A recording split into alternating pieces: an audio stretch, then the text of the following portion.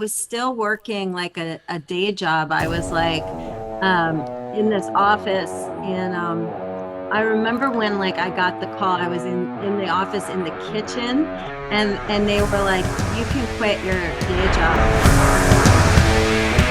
Welcome to the Legendary Music Show with me, Ronan McManus, here on Switchbox TV. Today I'm joined by a rapper and DJ from New York who had two massive top 10 hits here in the UK in the noughties, and it was recorded with some of the biggest names in the business. Please welcome Princess Superstar. How are you doing?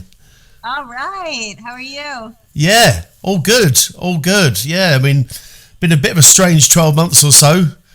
I think as we record it today, it was the anniversary of the first lockdown here. So so it's sort of been quite around now as the sort of anniversaries of everything that happened. So I mean, it's been a bit of a weird old year for the music business.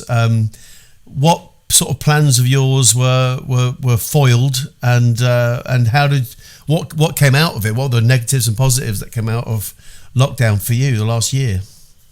I think what was the best part about it, and I think a lot of people too, is that it really kind of like made families stay together more and like stop working. And I think that was like incredible. Like, because well, my husband was working all the time, and so this like made him stay home. And then we have a 9-year-old daughter, and like, I have an 8-year-old daughter, so yeah, we're on the same page here.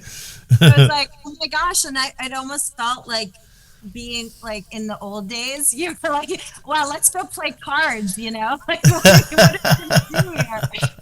And I love that. I love that about, and I think it reset a lot of people's like what's really important, like what's really important in life, like what means like the most, instead of just like, it was like a reset. So I think for that it was really amazing. But yeah, of course. I mean, it thwarted lots of plans. I mean, I remember I had a record coming out with Todd Terry, the big, legend, the house legend, and the label wanted to postpone it because like there were no clubs, there was nobody to play it to, basically. Yeah. That, and then yeah, but it had all worked out. Like I didn't mind, here's the thing, like I used to just be touring nonstop for years and years, like 15 years of touring. So but I kind of stopped that, so I feel like I got out just in time for the coronavirus to hit. Like I feel so bad for like all my friends who are DJs and performers who like that was their main source of income. Like that is crazy to me. So like I feel grateful that wasn't me, but I still feel like a lot of compassion for those that got stuck. Yeah, you've been doing some YouTube things. I've been watching some of that, and it's some fantastic. I mean, I think you're certainly sort of the songs that I know of yours. There's a lot of humour in those anyway, and so does the YouTube sort of platform really kind of suit you in terms of?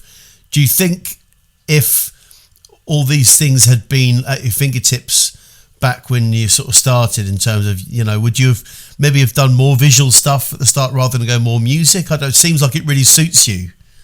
Yeah, it's so funny. Like I always think like there was no social media around when I was a star, and like maybe MySpace, right? Yeah, we all had that one friend, same guy, Mark, whatever he was called. So yeah, my God, I feel like my life would have been totally different. I definitely would have been a lot richer. That's for sure. You know what I mean? Because I would have had that following that I could like directly sell to. Yeah, exactly. Yeah.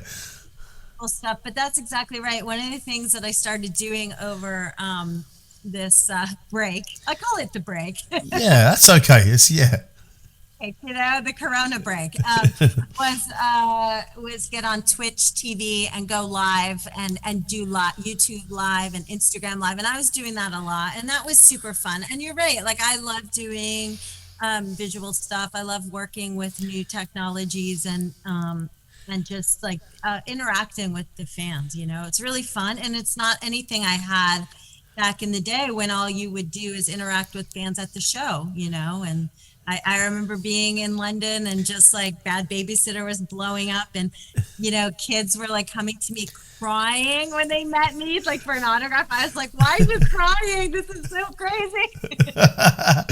Yeah, but it seems like, I mean, I'm in my 40s, and it's the same sort of thing. When I started out, it was trying to do it. If all this stuff had been at our fingertips then, I think it's just been able to communicate sort of directly with fans is such a massive innovation in terms of independence. Because you had to go down the major record label back in the day to really kind of have any kind of reach, But so I feel like I just feel like it really suits you. That stuff, would have been great to have had that. But so what have you been? So you've been doing the live Twitch things, and how else have you been keeping yourself busy? Well, let's see. I've just been working on some like new music, which is really cool. That record finally came out, which was actually a remix record of Perfect. It's perfect, yeah. Yeah, and actually, what was really cool is it was on an Australian label, and the remix went to #1 on the ARIA dance charts, which is crazy because there was no dancing taking place. It's a lot of dancing going on at home, it seems. Exactly. So that was cool. Yeah, I'm just working on new music. And I have a Patreon where fans can directly interact with me. That was one thing that would have been cool back in the day, but it's now, so that's cool. Yeah, I have one of those as well, but it's I find it really hard to sort of keep it up. I mean, I think one of the things is not to overpromise, because basically your people subscribe, don't they, and they pay a monthly subscription, and then you kind of do you have different layers, different tiers within your thing? Because I kind of kept it one tier, £5 a month for everybody, just because I couldn't think of how to organise it. I'm not that organised. So how have you found using? Because I think it's a fantastic resource for independent artists in ways that it is that direct fan thing we talked about. People subscribe directly to you. You provide them with content in whichever way you can. Obviously, when you get to do live gigs and that kind of thing, then you can build in other rewards into it. How have you set it up, and what's the sort of how does it all work for you? Well, I definitely am the overachiever that made like 15 levels. I'm exaggerating, but and nobody does them. Like one of them is like, I don't know, like $10,000. Yeah, you never know. You never know. It's got to be there. If it wasn't there, no one's ever going to do it. Sometimes I will marry you. But you only need one person to take up that tier, and you're sorted. It's so funny. But yeah, so most people just go in on the entry level, right? I had to like kind of do something more like bigger, but then like it only lasted a month, and then but so most people are just like entry level, like you're saying. But that's cool, and I just entertain them somehow. Yeah, this was it. I sort of found myself starting to get worried about it, and I was almost sending messages like apologising for the fact that I haven't been on it enough. And when one of my patrons just sort of said, "Look, it's fine. We want to support you for you, and it's okay. Stop stressing." I was thinking this is becoming more of an anxiety kind of driver than being in poverty. Do you know what I mean? Take your money. Yeah. But I heard that like best practice is to just post like once a week or something, and so it's not that you have to like, you know what I mean? So like, I don't know, I just make stuff up. A lot of the times I'm giving away old tracks that never came out, so that's cool. And like I have some big names that I worked with, like Lana Del Rey and The Prodigy, and so I keep them entertained with like all these old like shitty demos. Well, this is I was going to ask you about all those, because they're it says Moby, The Prodigy, Grandmaster Flash. I mean, there's some fantastic names that you worked with there. Tell us a little bit about what's the one that really sticks out to you? Was that was kind of maybe the like a breakthrough one, or the first one that you had that was really kind of really amazed you? It must have been quite amazing doing that. Yeah, it was totally amazing and incredible. I mean, I think the one that like really like blew my mind the most was Grandmaster Flash, just simply Yeah, because it's like the Godfather of hip hop. yeah. So like I was like so nervous like going to his house, but he was so nice and normal, and like his kitchen was just full of like vitamins and supplements, and the guy is old, right? And he looks amazing, and I'm like, oh my God, he's like a health guru. And like and I went in really nervous because I was like, also, he had told me that also on the record, not on my song, but on the record was like Busta Rhymes and like Puff Daddy, like all these Snoop people. Dogg was on it. Snoop Dogg was on that as well. He was saying that like actually Snoop never made it on, but like Oh, Busta okay. Rhymes on it. Wow, that's huge names though. I mean, this is massive. So I was like having a heart attack, like doing my vocal. It's just in his small home studio in the basement. And he was really amazing to work with. Like he was really encouraging, and but he also was exacting. Like he's like, okay, do it again, do it again. Okay, that was dope. Okay, that was good. All right, try this. All right, now you're ad lib. Like he was like a pro. Like obviously, like so amazing. And so So that was were you were you writing stuff for it, or what, did he have the lyrics there? How did that work? I mean, did you have, or were you freestyling or anything? I don't know how this would work. worst freestyler. Like for Bad Babysitter, I had to write that song probably like 12 times. Like I'm very much a writer. Like I Yes. cannot Okay. freestyle. It takes me time.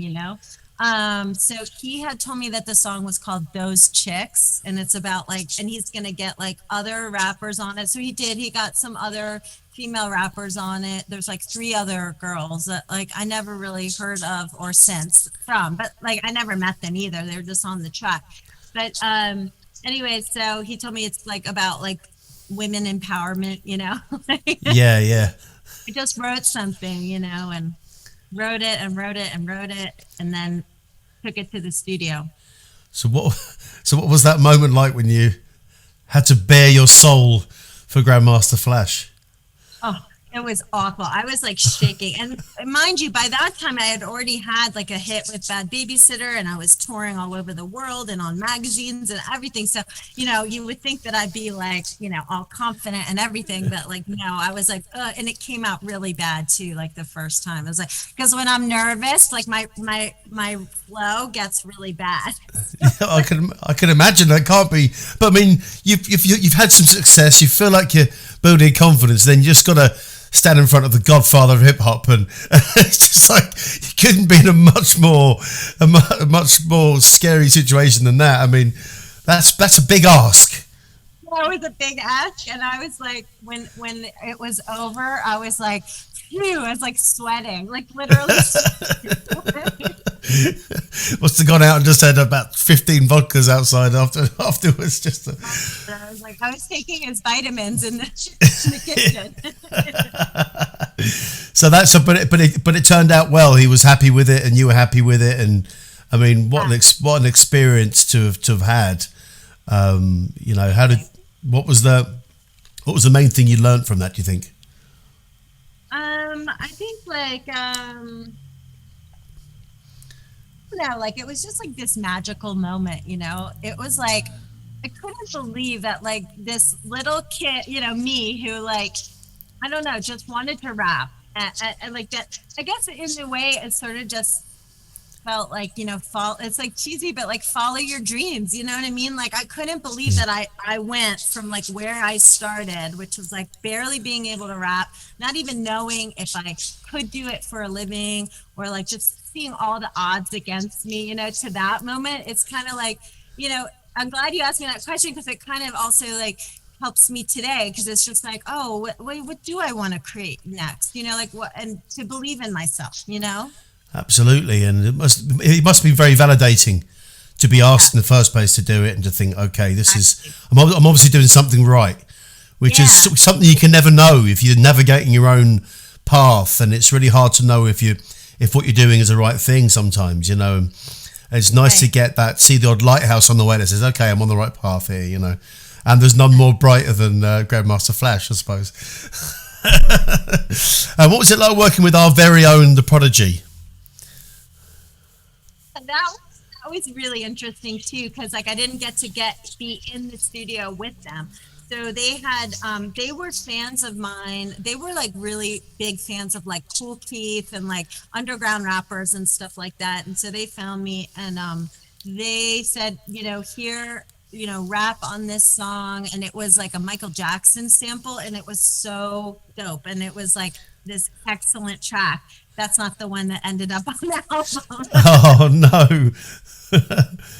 To my Patreons. Aha! So there is access to this. These are some of the, as you're calling them, shitty demos, but I'm pretty sure that that's pretty good. I'm very hard on myself in case you haven't. Yeah, no, I got that. Yeah, that one was super cool. So I totally got in the studio and just did my thing. I actually recorded that with Junior Sanchez, who's like a big house DJ legend in New Jersey. He had a studio, and then we hooked it up, and I did that track, and it was called "Jesus Christ, I'm Nice," and I guess they didn't like that part, so they just cut up like one thing I said, which was "lick it once, lick it twice." Come on, put that shit on ice, and they put it on a whole brand new track and called it Memphis Bells, because I guess they didn't want to clear the Michael Jackson. It was so cool. It was Thriller. It was like a house version of Thriller. Oh, man. And, man, with the Prodigy on it. Like, Oh, it's sick. God. Yeah, absolutely, yeah. So they just cut out my one little vocal. I had a whole song. They sampled my vocal. They put it on Memphis Bells. And then it was on their record. I always get this wrong, like always outnumbered, never outgunned, or All right, never yeah. outgunned, always outnumbered. Apparently, that record went to #1 in the UK, so that was cool. Yeah, I mean, what was it like rapping over their music? Because energy levels must be so high coming off that. I mean, it must be like floating on a sea of chaos. Yeah. Well, I was again nervous, like, oh God, like especially when submitting, like when I was doing it, I was like, okay, this is dope. And I was with Junior, who was cool because Junior sort of knows what's good too. So he was like, yeah, this is dope. And so like I was freaking nervous when I sent it, like when you email the track to be like, is this good? Is this good? And plus Pressing send, and you're just like, oh. Yeah. They were gonna give me $10,000 if they took it. So I was wow. like, yeah, which is a sum I only got once in my life from the Prodigy. They paid me the most of all the artists I've ever worked with. Oh wow, that's great to hear, isn't it? You want to hear that? Yeah, so I was like, and then they liked it and they took it and they paid me, and I was like, yes. Yes, that's good. That's a good send button right there, the lucrative send button. But I wanted to go back to sort of the beginning and where it all kind of started for you, and how you kind of got into it. What age you were when you were what music were you listening to when you were very small, and and how did it sort of, what was the age when you thought music was going to be for you? So I always loved music as a child, and like my parents were hippies, so they played all your amazing music, like Zeppelin, all the music coming from your country, Pink Floyd, Led Zeppelin, all that, Rolling Stones. So I grew up on that, as well as like some incredible R&B like Stevie Wonder and Earth, Wind and Fire and that kind of thing. So so I grew up on all that, and basically I just love music, and I learned how to play guitar. I'd let you see your guitar back there. Yes, I have my that's my limited edition Martin, my thing that I know it looks like a Gibson, but that was my one treat for myself when I got the inheritance when my parents died, and I thought I'd buy myself a nice couple of grand on a guitar, and I was meant to only play it once or twice, like just play it, not play it on all the gigs, like I just have to Yeah, play it all the time. But yeah, that's it. Yeah, that's awesome. That's awesome. I want to hear your music. yeah. I'll send you a link through because we've got a single out on Friday, me and my band. So I've got so I've got lots of different other stuff going on. But I'll send you links through. You can listen to it. Yeah, you can hear it. Yeah, that would be cool. Yeah, Yeah, totally. And maybe I'll join your Patreon. yeah. Maybe I'll join yours. We'll do a Patreon swap. So yeah, and then so I learned how to play guitar when I was like in I went to New York University, and I learned there when I was like a teenager in university, and I loved hip hop music, but I never thought in a million years that I would do it. Like never in a million years. And but I started joining like indie rock bands. So like uh this is like in the early 90s. I'm gonna age myself. Yeah, well, Everyone knows I'm old. Early 90s, and it was New York City, and it was really like all this amazing music was forming out of there. Like, I mean, I don't know if you would even know any of this, but like John Spencer Blues Explosion, and like, and then of course like Beck was coming out and that kind of thing. And, yeah. Well, like for me, I was just the right age to get grunge coming out of Seattle. That was kind of. So like the bands like sort of like Nirvana were the kind of one that kind of opened the door. Then I got into Pearl Jam and Alice in Chains and all those. So I was that kind of. I'm wearing the plaid shirt now. In fact, this is my grunge uniform. But yeah, kind of. I was just the right age for that to come through. So I was getting a lot of the Seattle bands, and we were getting a lot of that over here. And then Beck was just. I mean, Loser was such a huge track. And that just took the UK by storm, and everything that followed that from him. But there's probably a lot of music that didn't make it across from there that you'd have been getting that firsthand. it was different than the grunge thing. It was more like indie, like alternative indie rock. A lot of it was sort of mixed with like hip hop. Yeah. And that's like what I was doing, because that was very much New York City, Yes. hip hop rock, So, so that's really what I started doing. And then like people were like, "Oh my God, you should rap. You're really funny." That was always the thing, was that I was funny, because I was like, I'm not going to be a great rapper, but I know how to be funny, and like, and so that's kind of how it started. It's kind of crazy to think back on, but back then we were into making 45s, that was the cool thing, making 45s. So I had a 45, and that came out in 1994. Oh wow! What was that? Was that under what name was that under? Was that with the? That was Superstar, yeah. Because you had the Gamma Rays before that. Is that right? I was trying to find some stuff. I couldn't find any of the music. Wanted to hear some of that stuff because it sounded really cool. What was the Gamma Rays all about? So the Gamma Rays was an all-girl band, and I was a guitar player in that band. And we were a psychedelic pop band. Like, we were kind of obsessed with like psych pop, and like we were trying to be like the Beach Boys or something. Like we were the Beach Girls. Yeah, and also very much influenced by the New York indie rock scene that was happening at the time. But yeah, like, and we put out some 45s. That was like 93. And then 94 was when I got on this. It was my first compilation on a record label called Dark Beloved Cloud. And, all these things like you can't really find. But yeah. They'll be somewhere in an old dusty record store. You'll find these gems somewhere. I have one. But yeah, I was into well, okay, you'll like this story. So in my apartment that I was sharing with my roommate was dating the lead singer of this band called Pony. And guess who was in Pony? Go on. James Murphy from LCD Sound System. Oh, really? Yeah, they were awful. when James Murphy became, LCD, I was like, Pony? Pony, that, oh my God, because we all hated it. It was a bad band. It was not good. Well, pony in Cockney rhyming slang here in London is pony and trap crap. So if you, a pony is shit basically. So that's quite funny.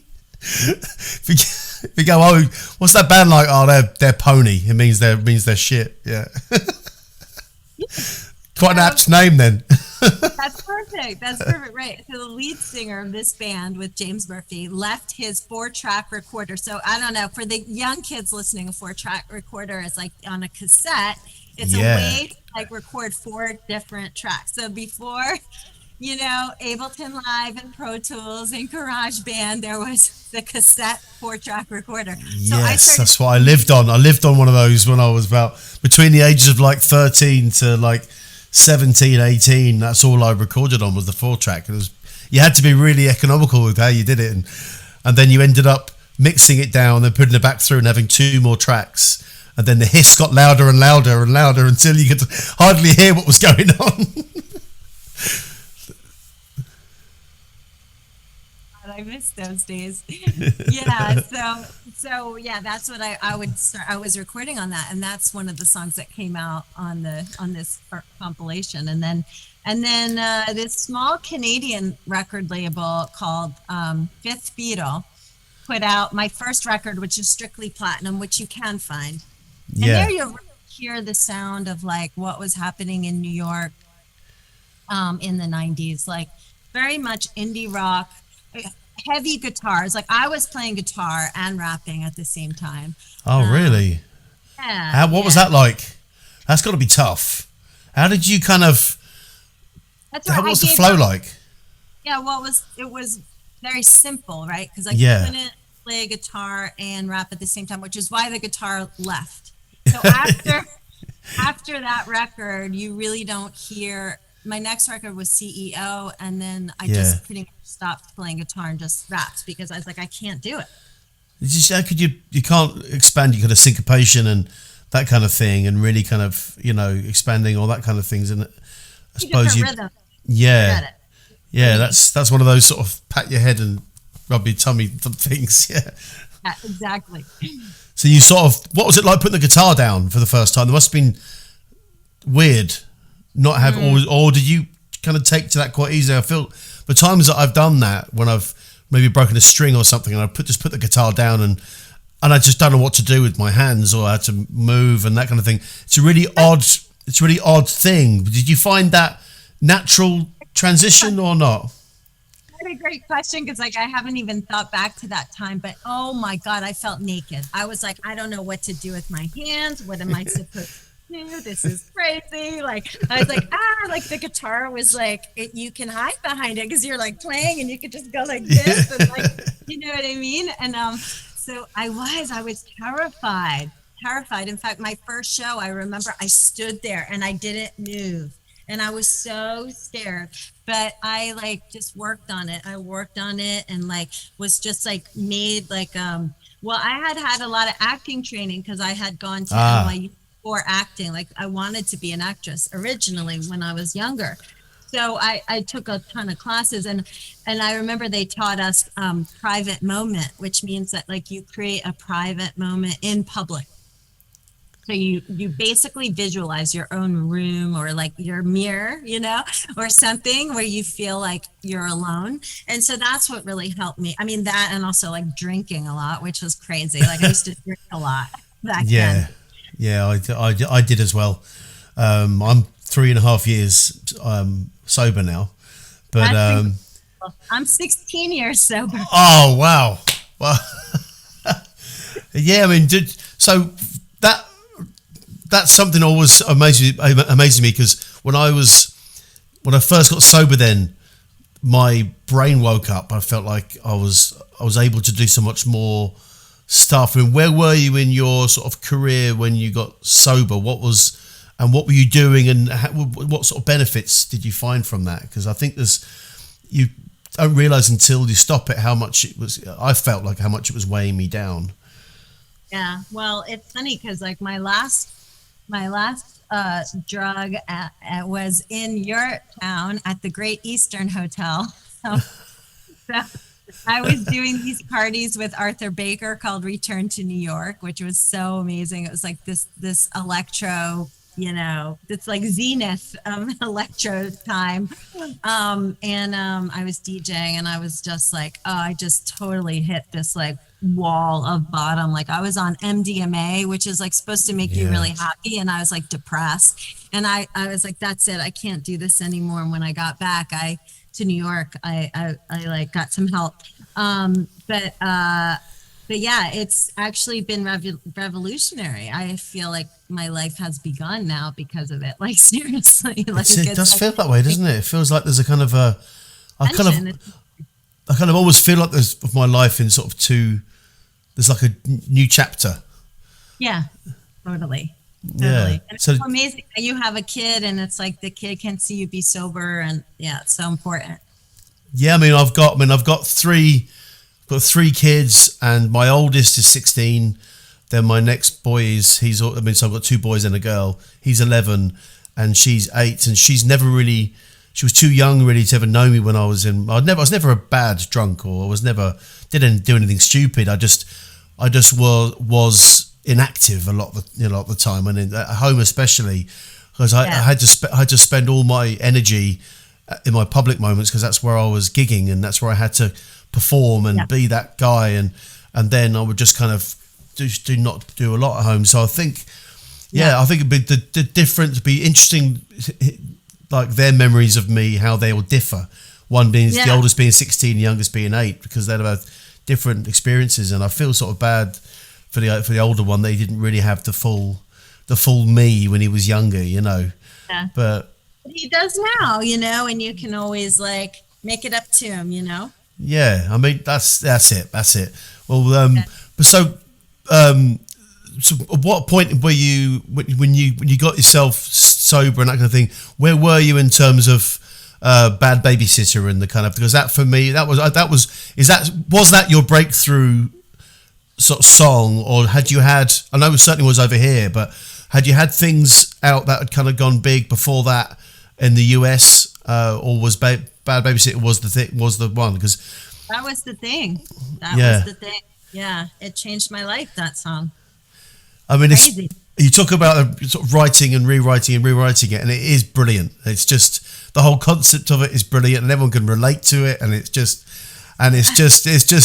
got that rebellious teen kind of thing where everyone can get it, but it's also poking fun at that, and it's a really good angle on it, and the actual execution of the lyrics is brilliant as well. The Yeah. actual performing of it is great. So what were your memories of like recording that, and when you wrote it, did you know it was going to be, this is going to be big, or what was happening to you around that time? So when I wrote it, I was actually like kind of like depressed and sort of not feeling that good. And I was like, well, I'll just try to write something that makes me laugh. And that's like always what I tell people, like, because I do like coach people sometimes with like creative coaching, and it's like it's so important to take your pain and like turn it into art, and it doesn't have to be literal, like, oh, my life sucks right now, like you could write Bad Babysitter. Yeah. So yeah, so anyways, I recorded that with DJ Mighty Mai, who was a producer who had gotten some like underground hip hop fame, like with this record label called Raucous. And Raucous was like a really important underground hip hop label in New York City, who literally put out like one of Eminem's first songs. And so they were like really on the cutting edge. And actually, a guy in Germany, an A&R guy in Germany, put us together. There's this brilliant A&R man, Matthias. He doesn't do it anymore, but he's one of those old school A&R guys that like really do their fucking job and like find out who's cool and put artists together. He was genius at it, and he put me together with Mighty Mai. He was in Germany. Mighty Mai was like down the street from me in New York. I had never heard of him. I didn't know who he was, but like when he said Raucous and all that, I was like, oh my God. So then we recorded that in Mighty Mai's living room, and like literally. And he had good equipment and all, but it was Yeah. his living. And I had no idea. No, no, it was wild.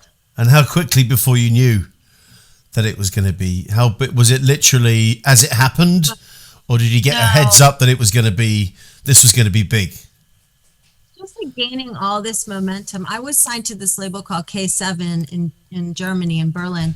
And I was still working. This was around 2000, and I was still working like a day job. I was like in this office, and I remember when like I got the call. I was in the office in the kitchen, and they were like, "You can quit your day job and because you're going on tour and you got to get over here fast because this song's blowing up."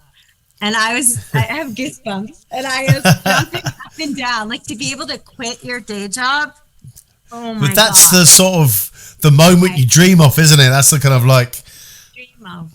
And I was yeah, like, "Are you sure? Are you sure? Are you sure? Are you sure?" Because I was like terrified to quit my day job. You know what I mean? I wasn't one of those people that was like, "Peace out." I was like, "Is that a smart move to like be a musician?" And then I yeah. didn't have to work again. Like, I mean, except for now lately. Yeah, but there's that sort of, is it Homer Simpson or is it Peter Griffin where he literally throws a match over his shoulder and burns the bridge behind him, physically burns the bridge, and it's like you weren't that sort of person to go, man, they never needed you anyway, sort of thing. You weren't going to do that one. Exactly. No, that wasn't me. But that's amazing. I mean, it's so from there, and then you Perfect was another big hit you had, Yeah. and the album was huge. And what so how's it sort of gone from then, and what's been happening? This was around the mid 2000s, is that right? Yeah, yeah. So then, like, I just kept touring a lot, like as a DJ and stuff like that. And then, like, I kind of just stopped most everything, like when I had my kid around 2011.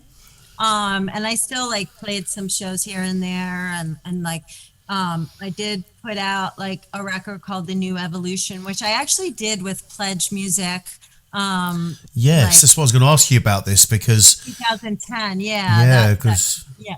that kind of So it went under, didn't it? Pledge did, yeah. Music It's and kind of sad, but back in the day, that was a revolutionary thing when it came out. It was like the yeah, first one, and so I was sort of like an early adopter, and it was so wild to the press. Like, I think that like I offered something like at my highest tier, like a belly dance or something, or like a burlesque show or something, like, and so like USA Today and like all these people picked it up because it was a novel idea that you could ask your fans. This is 2010. So, yeah. yeah. So that was cool. I did that. And then I did a brief stint on The Orchard, and I put out I'm a Firecracker EP. And then, and I did some comedy in there too. So, like, I got to work with Margaret Cho I and saw that. Yeah, what was that Summer. like? Yeah, that was really cool. So apparently, like these comedians are fans of mine, like from Bad Babysitter. Like, Margaret Cho told me she was a huge fan of mine, and like was just like obsessed with my records, and like so I met her at like she was doing stand up, and I had no idea. And she was like all like kind of fanning out on me, so I was like, cool, let's do something together. So we ended up working on some music together. Was it Uh, my booty is efficient or something? It was called. Was that what Yeah, was my it? booty is efficient. Yeah, that was that's like everyone's like obsessed with like the butt, in the hip hop Yeah. world. But we're like, oh well, but what does the butt do? It poops, like it's a very efficient machine. So that was that one, and then we did motherfucking emojis. That was I my saw that. That was brilliant. yeah. Um, But yeah, and but then that must have come quite natural to you, as I mentioned at the start of the thing. I feel like it's a natural sort of step. You're doing a lot of humour within your lyrics anyway, and it sort of feels like it's Then Amy Schumer said you appeared on her show as well. Does that world sort of feel like it's perfectly natural for you to be in that world? yeah, it was natural and also like not natural, like because like when I was on set, so when I was on set for the Amy Schumer show, There was like Jermaine Clement, who I love. Like, I don't know if you know him from Flight of the Concords. Oh yes, Um, yes, yes, yes. Genius and Amazing, yeah. amazing. And like Amy and Amy's sister, who is a comedy writer. And those three were like riffing and improving. And I kept like thinking in my head, like something to say and like join in the fun. And I was like, Just it was so fast and so funny, so fast. Like it was like you knew that that's all they did all day long with each other, with other people. And I was like, I can't.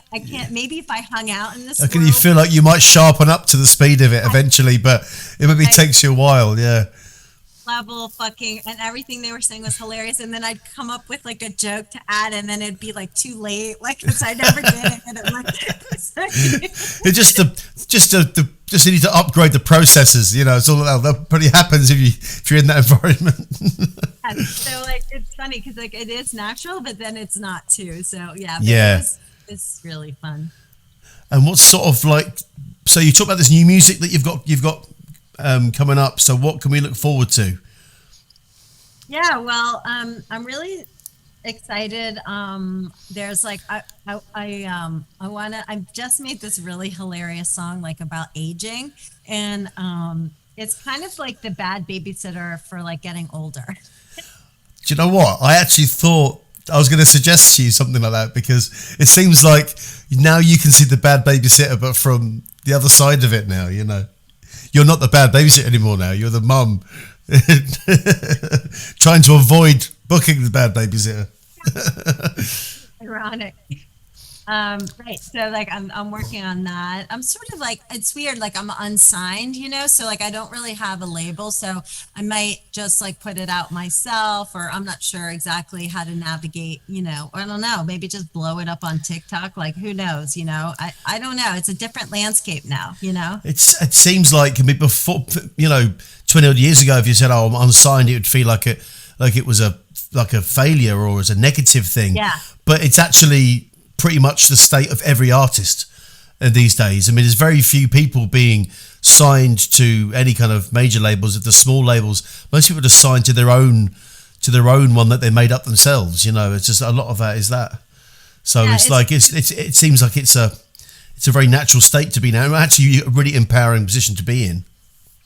Yeah. There's so many ways that you can like make money off of your music now. But you know, it's like promotion is expensive and that kind of thing too. So it's always nice when you can get someone else to foot the bill. Yeah, absolutely, yeah. But But it seems like with social media, you can kind of do a lot of promo for free yeah, and direct. exactly. So let's see, you know, let's see. I'm not sure exactly what's next, but it'll be something good. I'm not ending anytime soon.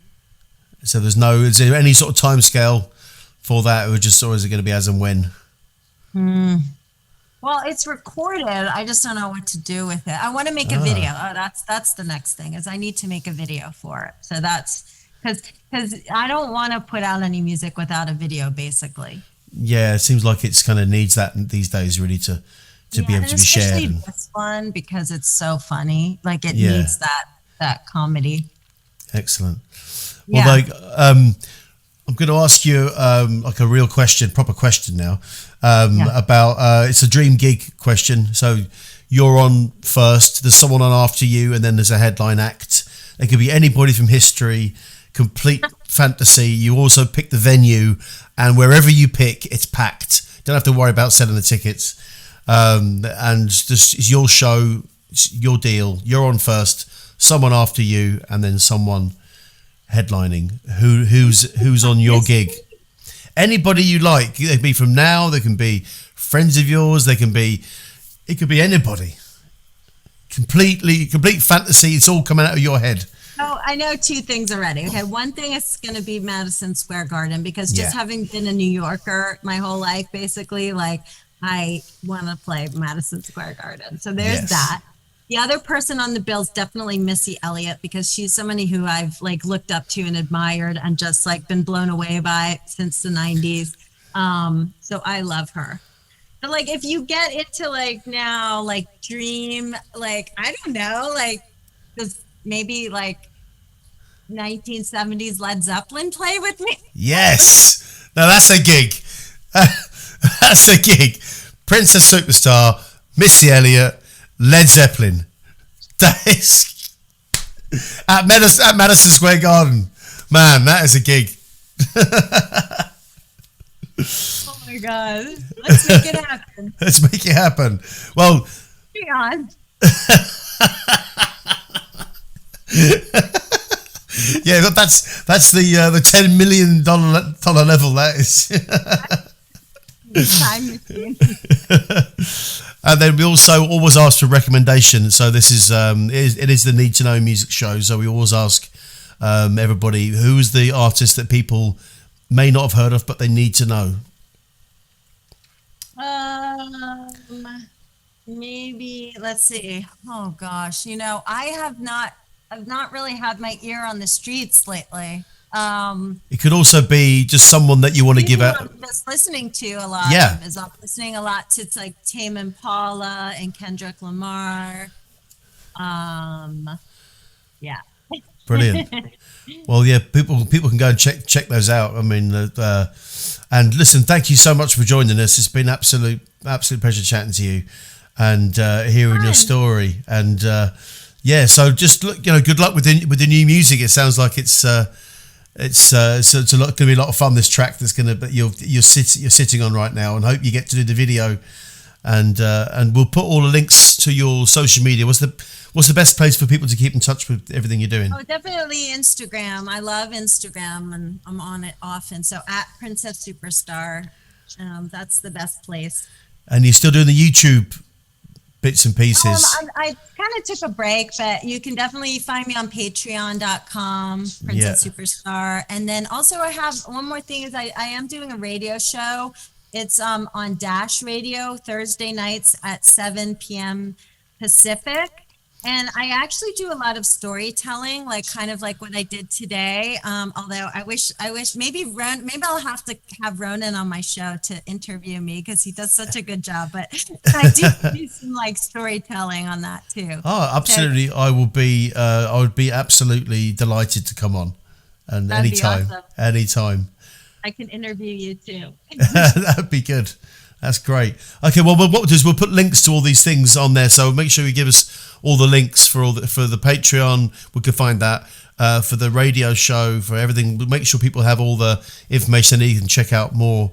And I encourage people to go and check out all your videos on YouTube and all your music videos as well, because there's that brilliant, absolutely brilliant.